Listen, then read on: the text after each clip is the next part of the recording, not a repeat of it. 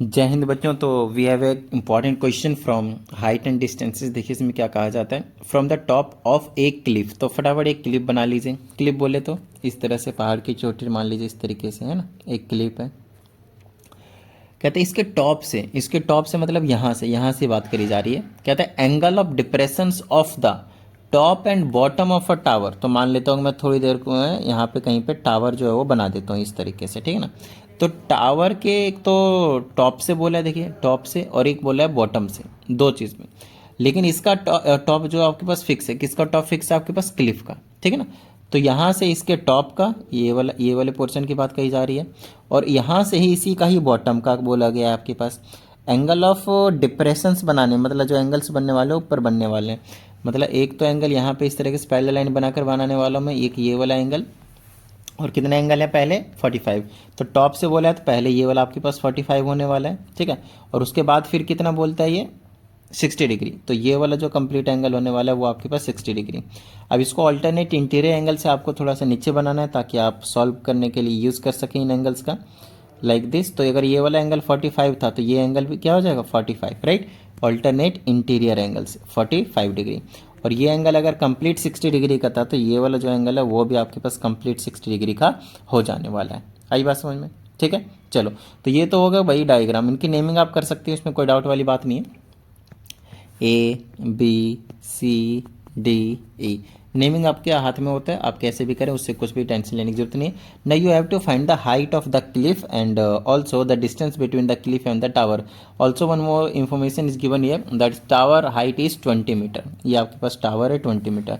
जब आप डायग्राम बनाएं, फिगर बनाएं, उस टाइम पे आप मेंशन कर दें कि क्या क्या चीज़ें क्या क्या हैं, तो आसानी से आप क्वेश्चन को सॉल्व कर पाएंगे। और इन्फॉर्मेशन तो मतलब सफिशियंट रहता ही है, आपको सफिशियंट इन्फॉर्मेशन यहाँ पे आपको ड्रॉ करनी है। चलो भाई, तो ये आपने कर दिया। अब हमें हाइट ऑफ क्लिफ निकालनी है। तो मैं अज्यूम कर लेता हूँ कि जो ये वाली जो हाइट है वो h है, क्योंकि ये वाली जो चीज़ है ये जो 20 है, तो ये वाली भी आपके पास क्या हो जाने वाली है, आपके पास 20 मीटर हो जाने वाली है। तो जब मैं क्लिफ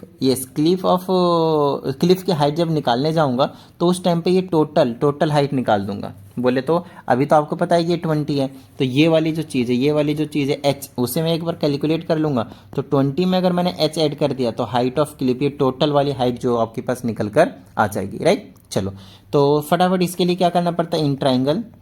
सबसे पहले छोटा वाला ट्रायंगल ले लेता हूँ। चलो ए डी ई, ऊपर वाला ये वाला ट्रायंगल ले लिया मैंने।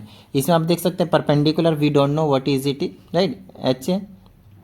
और बेस को मैं यहाँ से लेकर यहाँ तक के डिस्टेंस को x मान लेता हूँ। तो परपेंडिकुलर के जगह पे h है और बेस के जगह पे x है। परपेंडिकुलर अपॉन बेस क्या होता है 10, राइट। तो 10 के जगह 1045 कर देंगे तो 1045 क्या हो जाएगा आपके पास 1, राइट। तो यहाँ पे आप पुट कर लेंगे h upon X will be equal to 1 and from here you will get value of x as h और x जो आपके पास है वो इक्वल होने वाला है। इसको आप फर्स्ट इक्वेशन की नेमिंग कर दें, क्योंकि अभी जब मैं दूसरा वाला ट्रायंगल लूँगा तब आपके पास इसका जो यूज़ है वो हम करने वाले हैं। आपको हमेशा राइट एंगल ट्रायंगल ही कंसीडर करना होता है, तो कभी गलती से भी दूसरा ट्रायंगल कंसीडर मत कर देना, कहीं आप सोचो मैं ए बी ई ले लूँ, बिल्कुल भी नहीं, ठीक है। चलो भाई, तो अब दूसरा वाला राइट एंगल ट्रायंगल हो जाएगा बी सी ई, ठीक है। तो चलिए दूसरा वाला ट्रायंगल ले लेता हूँ, यहाँ पे लिख देता हूँ इन ट्रायंगल बी सी ई। अब इसमें परपेंडिकुलर देखिए है क्या, पहले अच्छे से देखिए। परपेंडिकुलर है मेरे पास ये वाली चीज़, ठीक है। तो 20 प्लस h हो जाएगा ना, टोटल हाइट जोड़ दूंगा, और बेस की जगह यही रहेगी जो कि x माना था, तो इसको ये भी आपके पास x ही होने वाला है। तो परपेंडिकुलर हो जाएगा 20 प्लस h, और डिवाइडेड बाय में क्या हो जाने वाला है आपके पास बेस की जगह x है। आपकी बार 10 कितना होने वाला है आपकी बार 60 डिग्री, राइट। चलो, तो ये हो गया 20 plus h upon X is equal to 10 60 degree is √3, so यहाँ पे हमने √3 रख दिया। चलो क्रॉस मल्टीप्लाई कर लेते हैं, तो 20 plus H is equal to √3 times X. ये हो गया आपके पास सेकंड इक्वेशन। अब हमें फर्स्ट और सेकंड से यूज़ करके जनरली हमें क्या करना रहता है, एच और एक्स दोनों की वैल्यू निकालनी। यही दोनों चीज़ आपसे इस क्वेश्चन में वो आपसे पूछा गया है। तो आप क्या करें, हमें पता ही है, we know that H is equal to X. तो जहाँ एक्स है वहाँ एच पुट कर सकते हैं, या फिर जहाँ एच है वहाँ एक्स पुट कर सकते हैं, भाई आपकी मर्जी है। तो मैं क्या करता हूँ, जहाँ पे आपके पास x है वहाँ पे मैं h पुट कर देता हूँ, क्योंकि फर्स्ट पार्ट में हाइट निकालने के लिए बोला है, तो सबसे पहले हम हाइट ही निकाल देते हैं। चलो ठीक है ना। चलो भाई, ये हो गया 20 इज इक्वल टू, ये हो गया आपके पास √3h माइनस h, इसको मैंने इस साइड भेज दिया तो माइनस कर दिया। फिर वहाँ से आप क्या करें, h कॉमन ले लें, तो आपके पास बचेगा √3 माइनस 1। और यहाँ से अगर आप h की वैल्यू निकालेंगे तो 20 के नीचे चला जाएगा आपके पास √-1, राइट। चलिए यहाँ से आप क्या करें, रैशनलाइज कर दें, तो रैशनलाइज अगर आप करते हैं तो +1 और √3 +1 हो जाएगा।